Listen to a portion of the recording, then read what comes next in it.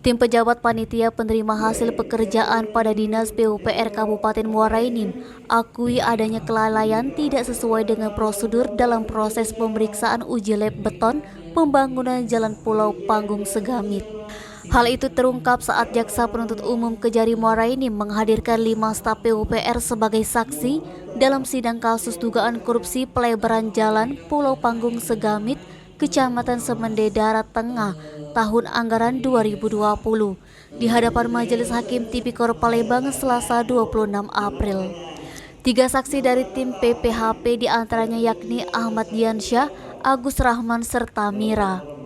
Ketiganya dicecar Majelis Hakim diketuai Salhan Effendi SHMH perihal tidak dilampirkannya dalam berkas administrasi laporan hasil uji beton, namun masih tetap dilakukan pencairan dana.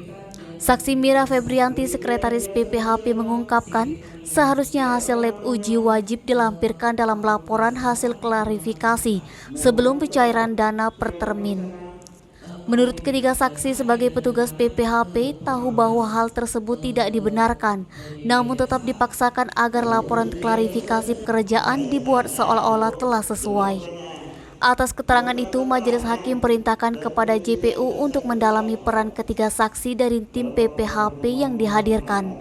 Atas perintah tersebut, Kasipitsus Kejari Muara Enim Ari Prasetyo SHMH mengaku akan segera mempelajari dahulu peran serta kesalahan apa dari masing-masing saksi yang dihadirkan tersebut.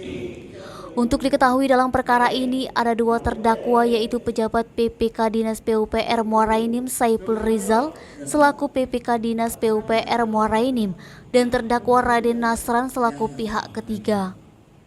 Korupsi yang dilakukan dengan modus mengurangi volume jalan serta menurunkan kualitas pengerjaan.